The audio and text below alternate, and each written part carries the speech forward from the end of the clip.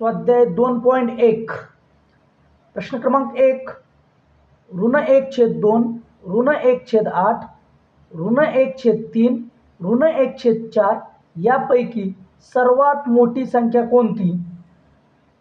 तर (1/2 (1/8 (1/3 आणि (1/4) सर्व संख्यांना आपण ऋण चिन्ह नाही असं समजून या परिमेय संख्या आपण लिहून घेतल्या.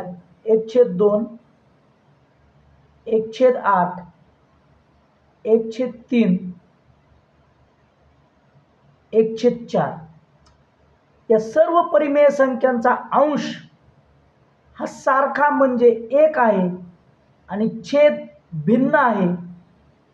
ज्यावेळेस अंश समान असतो आणि छेद भिन्न असतो त्यावेळेस ज्याचा अंश मोठा ती परिमेय संख्या सर्वात लहान असते. आता या ठिकाणी आणि ज्याचा अंश छोटा ती परिमेय संख्या सर्वात मोठी असते. म्हणजे आपण उतरता क्रम लावला किंवा सर्वात मोठी असेल 1/2, त्यानंतर 2 नंबरला येईल 1/3, 3 नंबरला येईल 1/4 आणि 4 नंबरला येईल 1/8. परंतु चिन्ह धन असताना किंवा या धन परिमेय संख्या असताना पण आपल्याला (1/8 (1/2 (1/8 (1/3 (1/4) यांच्यातली मोठी संख्या शोधायची आहे. अशा वेळेस याच्या बरोबर उलट होतं. म्हणजे ज्याचा छेद मोठा ती परिमेय संख्या ऋण असल्यावरती सर्वात मोठी असते. म्हणजे आपली सर्वात मोठी परिमेय संख्या असेल 2 नंबरची म्हणजे (1/8) ही आपली सर्वात मोठी संख्या असेल. पर्याय असेल 3 नंबरचा पर्याय आपला बरोबर असेल. व्यवस्थित लक्षात घ्या, जेव्हा ऋण चिन्ह नसतात आणि अंश समान असतात, छेद भिन्न असतात त्यावेळेस ज्या परिमेय संख्येचा छेद सर्वात मोठा त्यावेळेस ती परिमेय संख्या सर्वात लहान असते. आणि जेव्हा आपण त्या सर्व परिमेय संख्यांना ऋण चिन्ह लावतो किंवा ऋण परिमेय संख्या असतात अशा वेळेस ज्याचा छेद सर्वात मोठा ती परिमेय संख्या सर्वात मोठी असते. आता नंबर 2चं उदाहरण आपण पाहूया. पुढील परिमेय संख्यांचा चढता क्रम लावल्यास शेवटची संख्या कोणती? तर अशा पद्धतीनं आपण या संख्या लिहून घेतल्या. संख्यांचं थोडं आपण जर निरीक्षण केलं तर सगळ्या संख्या या 13च्या पाड्यातल्या आहेत किंवा पटीतल्या आहेत. तर प्रत्येक संख्येला आपण प्रत्येक संख्येच्या अंश व छेदाला 13ने भाग देऊया आणि संक्षिप्त रूप मिळूया. तर 13 चौक 52, 13 पाची 65, 4/5, 13 9 117, 13 साती 91, 156. 13ने जर 156ला भागलं तर 12 येईल. छेद 143ला जर 13ने भागलं तर 11 येईल. 13 एक 13, 13 दोन्ही 26 म्हणजे आलं 1/2.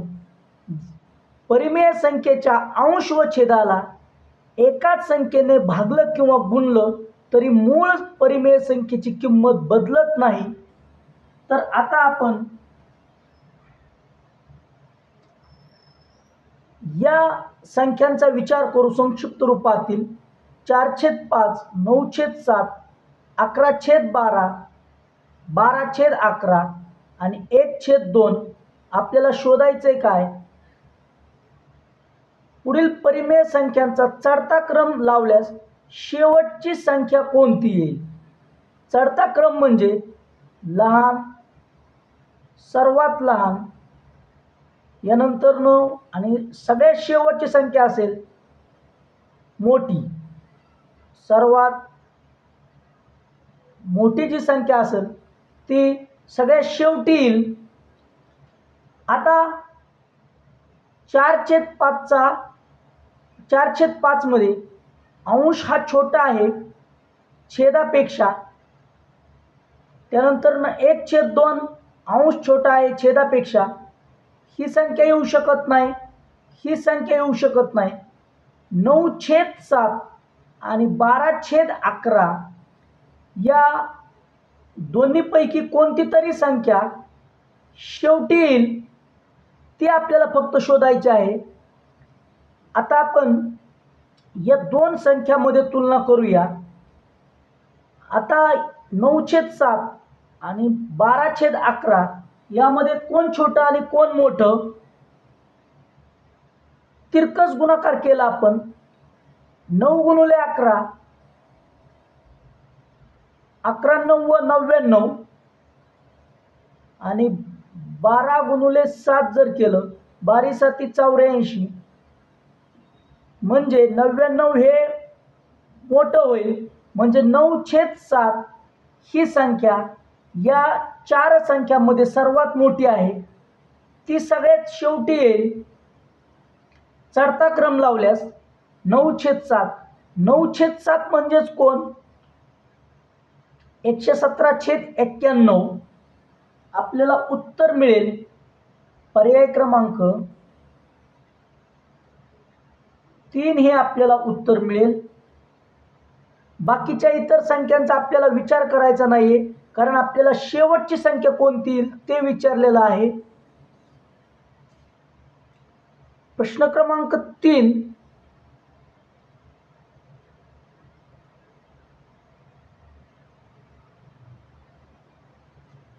पुढील संख्या उतरत्या क्रमाने लिहिल्या असता मिळणारी शेवटून तिसरी संख्या कोणती? संख्या उतरत्या क्रमाने लिहायची आहेत म्हणजे सगळ्यात मोठी संख्या 1 नंबरला, त्याच्यापेक्षा थोडी लहान 2 नंबरला आणि सर्वात जी लहान संख्या असेल ती सगळ्यात शेवटी येईल. तर आपण बघूया 3/8 13/21 4/7 9/11. आता इथं अंश आणि छेदामध्ये असं काय एक आपल्याला एक विशिष्ट नियम दिसत नाही. म्हणजे छेद अंशापेक्षा 1 न मोठा आहे, अंश छेदापेक्षा 1 न मोठा आहे, अंश छेदाच्या दुपटीपेक्षा 1 न मोठा आहे किंवा छेद अंशाच्या दुपटीपेक्षा 1 न मोठा आहे. कुठल्याही प्रकारचं आपल्याला इथं संबंध लागत नाही. अशा वेळेस आपण अंशाला छेदाने भागायचं, दशांश रूपामध्ये ती संख्या लिहायची आणि मग आपण त्याचा लहान मोठेपणा ठरवायचा.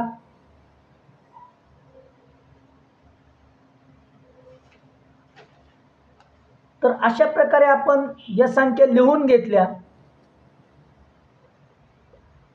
तर इथं 8ने जर 3ला भाग जात नाही म्हणून 3च्या पुढे एक 0 घेतलं. पहिल्यांदा 0 पॉईंट 8 त्रिक 24, बाकी उरली 6, परत 0 दिला.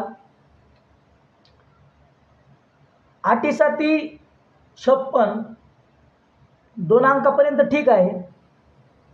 13ला 21 न भाग जात नाही, आपण 0 दिला. 21×1 21, 21×6 126 म्हणजे 0 पॉईंट आपल्याला मिळेल 6, बाकी उरली 4, पुढे दिला 0. 21×1 21, 4ला 7ने भाग जात नाही, 0 दिला. 0 पॉईंट 7×5 35, बाकी उरली 5, परत 0 दिला. 7×7 49, 9च्या पुढे 0 दिला, 11 8 88, बाकी उरली 2, परत 0 दिला, 11 1 11. आता याच्यामध्ये सगळ्यात मोठा दशांश अपूर्णांक कोणता, पॉईंट नंतर कोणता अंक मोठा आहे? इथं आहे 3, इथं आहे 6, इथं आहे 5, इथं आहे 8. तर सर्वात मोठा दशांश अपूर्णांक आहे हा. त्यानंतरनं 0.81, नंतरनं 2 नंबरला हा येईन, 3 नंबरला हा येईन आणि 4 नंबरला हा येईन. जर आपण यांचा उतरता क्रम लावला म्हणजे सर्वात मोठा 0.81 म्हणजे 9/11 सर्वात मोठा आधी, त्यानंतरनं 2 नंबरचा 0.61 म्हणजे 13/21, 3 नंबरचा 4/7 आणि 4 नंबरचा 3/8. विचारलंय काय, शेवटून तिसरी संख्या कोणती? उतरत्या क्रमाने लावल्यास ही पहिली, ही दुसरी आणि ही तिसरी. 13/21 पर्याय क्रमांक 3 हे उत्तर असेल आपलं.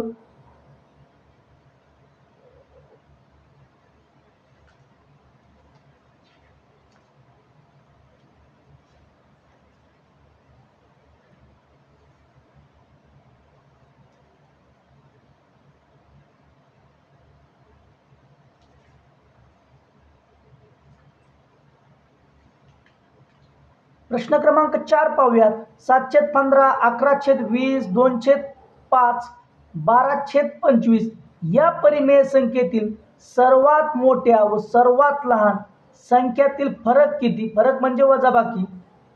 तर आपण थोडं या परिमेय संख्यांचं निरीक्षण जर केलं तर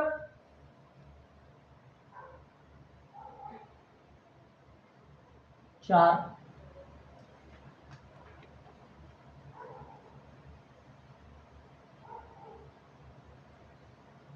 या परिमेय संख्यांचं जर थोडं निरीक्षण केलं तर या ठिकाणी हा जो 15 आहे तो अंशाच्या दुपटीपेक्षा 1 न जास्त आहे. ही जी परिमेय संख्या आहे हिचा छेद 5 तो अंशाच्या दुपटीपेक्षा 1 न जास्त आहे आणि हा 25 सुद्धा अंशाच्या दुपटीपेक्षा 1 न जास्त आहे. अशी जर परिस्थिती असेल, फक्त हा 2 नंबरचा अपूर्णांक तसा नाहीये, तर अशा वेळेस काय करायचं, हा पहिला म्हणजे 7/15, 2/5, 12/25 या तिघांमध्ये सर्वात मोठा कोण? ज्या वेळेस एखाद्या परिमेय संख्येचा म्हणजे धनपरिमेय संख्या त्यांचा छेद हा अंशाच्या दुपटीपेक्षा 1 न मोठा असेल, अशा वेळेस ज्याचा अंश व छेद मोठा तो अपूर्णांक सर्वात मोठा असतो. म्हणजे इथं येईल 12/25, नंतर येईल 7/15, नंतर येईल 2/5. आता या तिघांची आपण तुलना केली, फक्त राहिला आहे 11/20. मग 11/20 हा 12/25 पेक्षा मोठा की लहान हे जर आपल्याला ठरवायचं असेल तर आपण काय करायचं आहे, पहा, तिरकस गुणाकार करायचा. अशा वेळेस 11/20 आणि 12/25,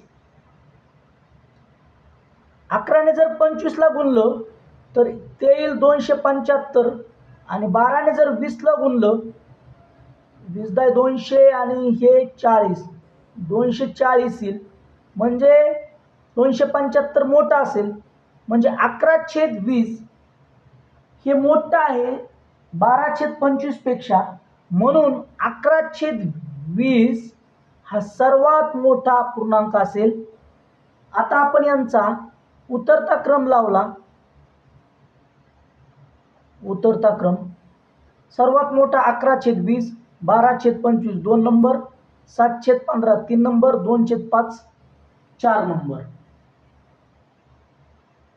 विचारलंय काय, या परिमेय संख्येतील सर्वात मोठ्या व सर्वात लहान संख्यातील फरक किती? सर्वात मोठी संख्या आहे 11/20 वजा फरक आहे म्हणून वजा बाकी 2/5 हा सर्वात लहान अपूर्णांक लिहिला. आता यातला फरक काढायचा आहे. छेद समान नाहीत, पण जेव्हा छेद समान नसतात तेव्हा आपल्याला लसावी काढावा लागतो. 20 आणि 5चा लसावी तोंडी काढता आला पाहिजे. तो येईल 20च, कारण 5च्या पाड्यात 20 आहे. अशा वेळेस एक संख्या जर दुसऱ्याच्या पाड्यामध्ये असेल तर मोठी संख्या हा त्यांचा लसाव्या असतो. म्हणजे आपल्याला छेद समान करताना 11/20 वजा 2/4 आणि 5/4 म्हणजे आपला छेद समान झाला 5/20. आता 11/20 वजा 4 दुनी 8 आणि 5/20. 11तनं 8 गेले 3/20. हे आपल्याला उत्तर मिळेल 3/20. प्रश्न क्रमांक 4 आहे. मग 4चं उत्तर 3/20 म्हणजे पर्याय क्रमांक 1 हे उत्तर आपल्याला मिळेल.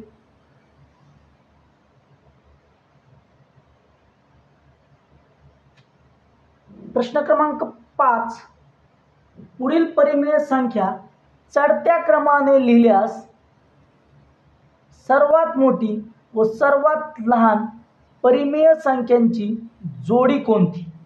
प्रश्न क्रमांक हा 5वा आहे.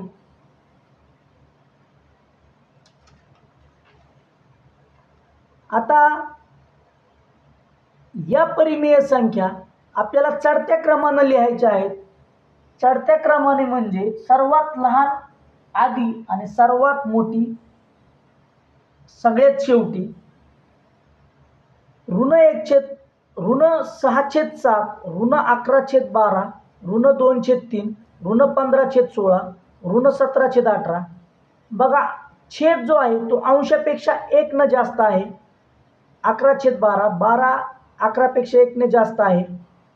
म्हणजे यातला फरक जो आहे तो 1 आहे, पण प्रत्येक ठिकाणी अंशापेक्षा छेद मोठा आहे. अशा वेळेस ज्यावेळेस छेद हा अंशापेक्षा 1 न मोठा असतो, अशा वेळी आणि सर्व संख्या ह्या धनपरिमेय संख्या असतात, अशा वेळेस ज्याचा अंश व छेद मोठा ती परिमेय संख्या मोठी असते. पण इथं ऋण संख्या आहेत, तर अशा वेळी ऋण असल्यानंतरनं ज्याचा अंश व छेद छोटा तीच परिमेय संख्या सर्वात मोठी असते. म्हणजे इथं सर्वात मोठी परिमेय संख्या येईल -2/3. त्यानंतर न येईल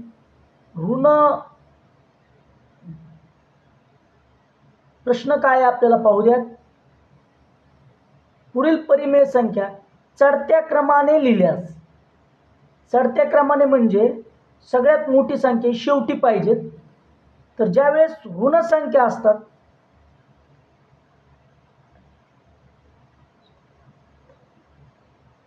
धन असताना ज्याचा अंश व छेद मोठा ती संख्या सर्वात मोठी असते. ऋण असताना उलट होतं फक्त. म्हणजे इथं सर्वात मोठा असेल 2/3 आणि आपल्याला लिहायचंय चढता क्रम सर्वात लहान असेल -17/18. त्यानंतर येईल -15/16.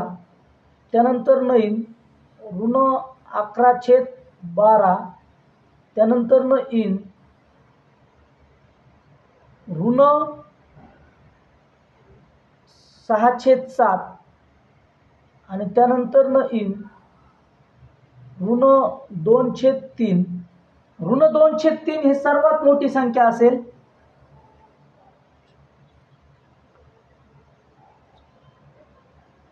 विचारलंय काय? सर्वात मोठी ऋण 2/3 ही सर्वात मोठी आहे. सर्वात लहान परिमेय संख्या सर्वात लहान आहे. लहान जोडी कोणती?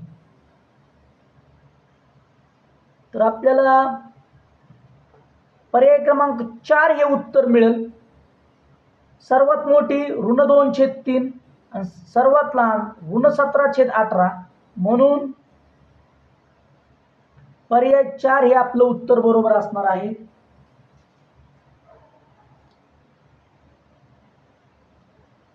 प्रश्न क्रमांक 6.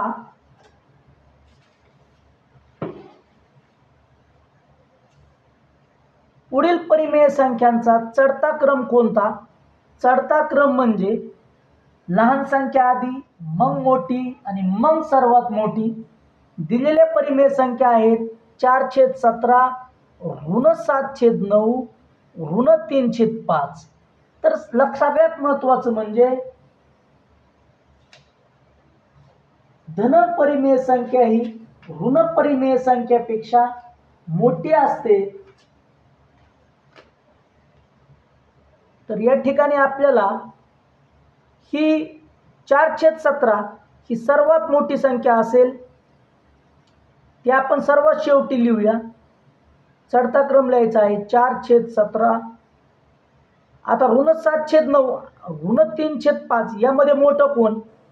7/9 मध्ये 2चा फरक आहे आणि 3/5 मध्ये पण 2चा फरक आहे. अशा वेळेस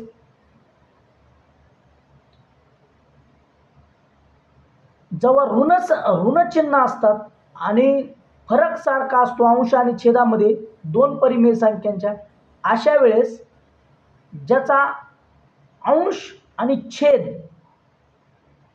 हा लहान असतो ती परिमेय संख्या ही मोठी असते.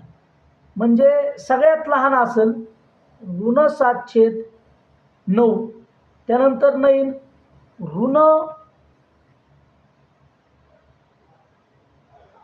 3/5,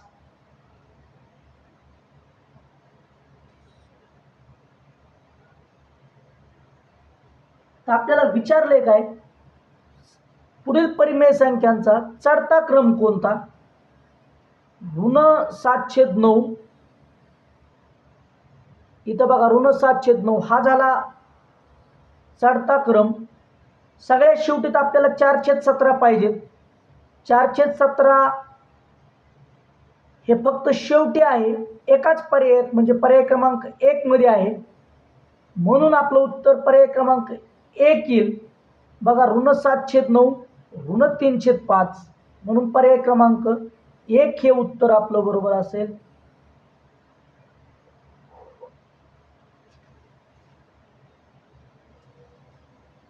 प्रश्न क्रमांक 7.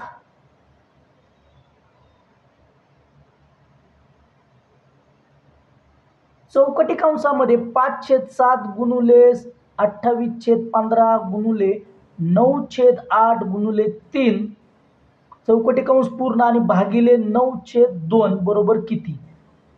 आता ही एक प्रकारची पदावली आहे, ती आपल्याला सोडवायची आहे. पदावली सोडवत असताना कंचे भागू बे व म्हणजे आधी कंस सोडवायचा, मग चाचीचे, मग भागाकार, गुणाकार, बेरीज आणि वजाबाकी. तर आपण आधी कंस सोडून घेऊया.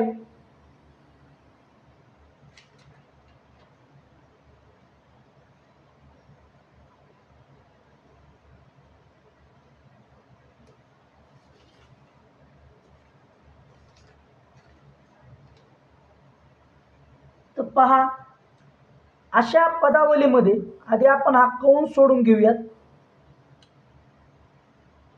अंश हा छेदाला पण भागू शकतो, छेद अंशाला भागू शकतो. मग अंश इथं असू इथं असू कुठे का असना, मध्ये गुणाकाराचे चिन्ह आहेत. आपण ह्या 8 ना 28 ला भागू शकतो, 5 ला भागू शकतो किंवा संक्षिप्त रूप देऊ शकतो. तर बघा 5 एक 5, 5 त्रिक 15, ह्या 3चा छेद 1 आहे.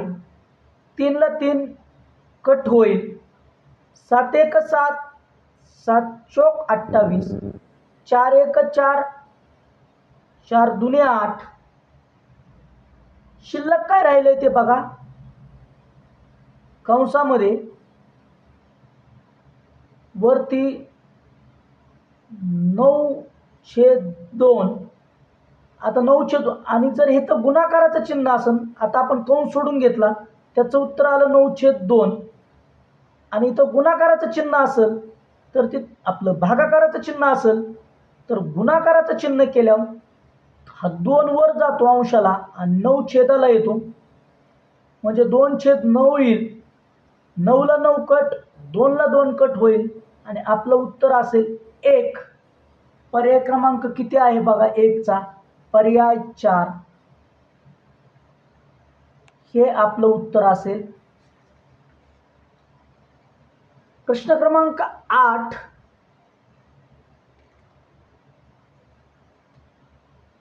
पुढील परिमेय संख्या उतरत्या क्रमाने लिहिल्यास मध्यभागी कोणती परिमेय संख्या येईल? उतरत्या क्रमाने लिहायच्या आहेत, म्हणजे सर्वात मोठी संख्या अगोदर लिहायची आहे. एकूण 5 परिमेय संख्या दिलेल्या आहेत. परिमेय संख्यांचं जर या थोडं निरीक्षण केलं तर असं दिसतं की छेद हा अंशापेक्षा 1 ने जास्त आहे. प्रत्येक ठिकाणी छेद हा अंशापेक्षा 1 ने जास्त आहे. तर अशा वेळी काय करायचं आहे बघा.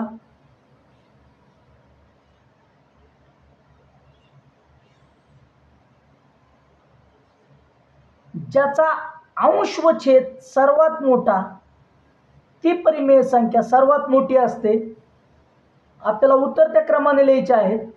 तर इथं याचा अंश व छेद सर्वात मोठा आहे म्हणून हा 1 नंबरला येईल. तो मी 20/21 आधी लिहिला. त्यानंतर न येईल 15/16, त्यानंतर न येईल 13/14, त्यानंतर न येईल 12/13, त्यानंतर न येईल 9/10.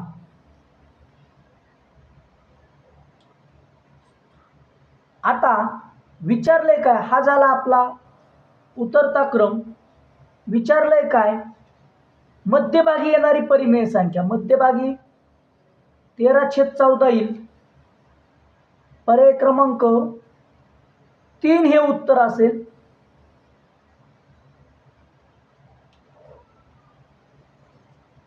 सगळ्यात शेवटचा प्रश्न या चढत्या उतरत्या परिमेय संख्यांच्या अभ्यासामधला 9वा प्रश्न.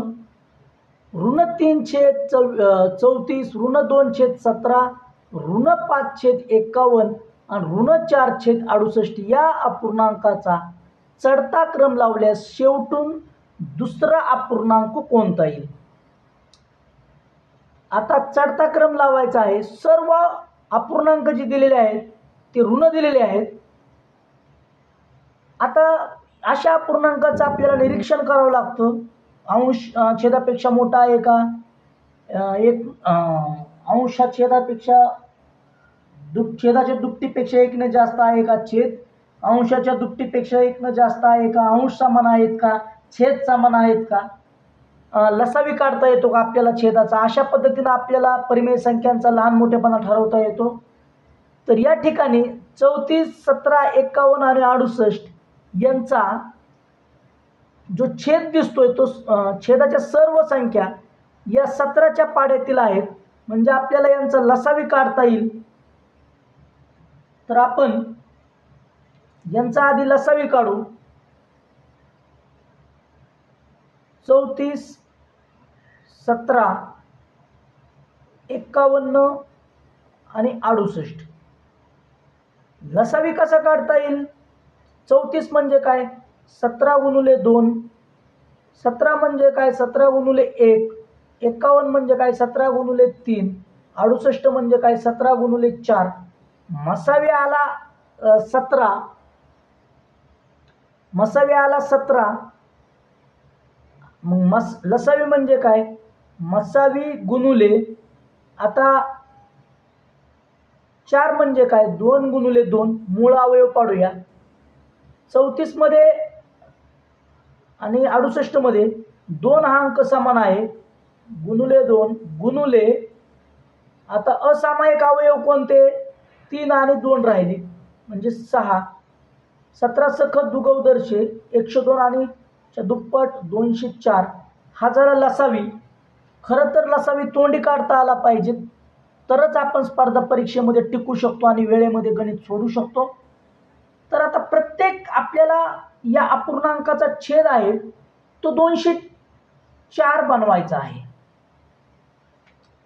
तर आपण हे अपूर्णांक घेतले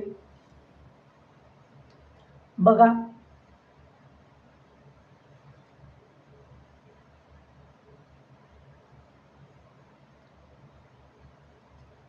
तर 34चा आपल्याला 204 करायचं आहे. तर आपण कसं करू शकतो 34चं 204. 34ला कितीने गुणावं लागेल म्हणजे आपल्याला 3ला पण गुणता येईल. तर आपण 34 6ने गुणलं तर आपल्याला 204 मिळेल. म्हणजे -3 गुणिले 6 आणि छेदाला 34 गुणिले 6, पुन्हा -2 गुणिले, आता 17चं 204 करायचं आहे, 12ने गुणावं लागेल. म्हणजे अंशाला 12ने आणि छेदाला पण 12ने. -5 गुणिले छेद किती आहे 51, अंशाला 4ने गुणावं लागेल आणि छेदाला पण 4ने गुणावं लागेल. सगळ्यात शेवटी आहे -4 गुणिले 3 केलं आणि 68 गुणिले 3 केलं तर ते 204 येईल. तर आता आपण काय करणार आहोत -18 छेद 204, -24 छेद 204, -20 छेद 204, -12 छेद 204. सर्वांचा आपण छेद समान करून घेतला. उत्तर काय शोधायचंय या अपूर्णांकाचा चढता क्रम लावल्यास, म्हणजे सगळ्यात लहान अपूर्णांक आधी आपल्याला लिहायचा आहे. ज्यावेळेस अपूर्णांकाचा छेद समान असतो आणि ऋण संख्या असतात सर्व, त्यावेळेस ज्याचा अंश सगळ्यात लहान ती संख्या सगळ्यात मोठी असते. आता पहा सगळ्यात लहान अंश कोणाचा आहे तर तो आहे 12 म्हणजे -12/4चा. तो अपूर्णांक कोणता आहे ही असेल सगळ्यात मोठी संख्या. सगळ्यात छोटी कोणती असेल -24/204 म्हणजे 2 नंबरची संख्या ही सगळ्यात छोटी. -2/17 ही सर्वात छोटी असेल. त्यानंतर -20 नाही म्हणता यायचं आपल्याला, -5/51 3 नंबरला असेल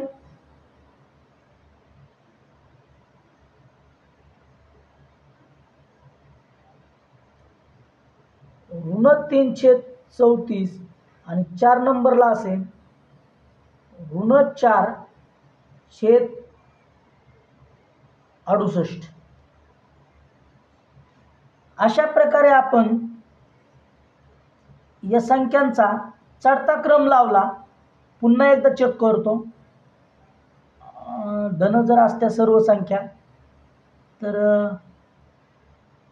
ही संख्या सर्वात लहान झाली असती, सर्वात मोठी झाली असती 24/204 ही सर्वात लहान आहे. नंतर ऋण 20. Okay okay okay. तर आता आपल्याला उत्तरापर्यंत जाऊया आपण डायरेक्ट. शेवटून दुसरा पूर्णांक तो आहे ऋण 3/34. पर्याय क्रमांक 3 हे आपलं उत्तर बरोबर येईल. पर्याय 3 हे आपलं उत्तर बरोबर येईल. तर या ठिकाणी आपण 9चे 9 प्रश्न आपण अभ्यासलेले आहेत. तर तुम्हाला ही सोडवण्याची पद्धती जर तुम्हाला आवडत असेल तर तुम्ही माझ्या चॅनलला सबस्क्राईब करा, जास्तीत जास्त विद्यार्थ्यांपर्यंत शेअर करा. धन्यवाद.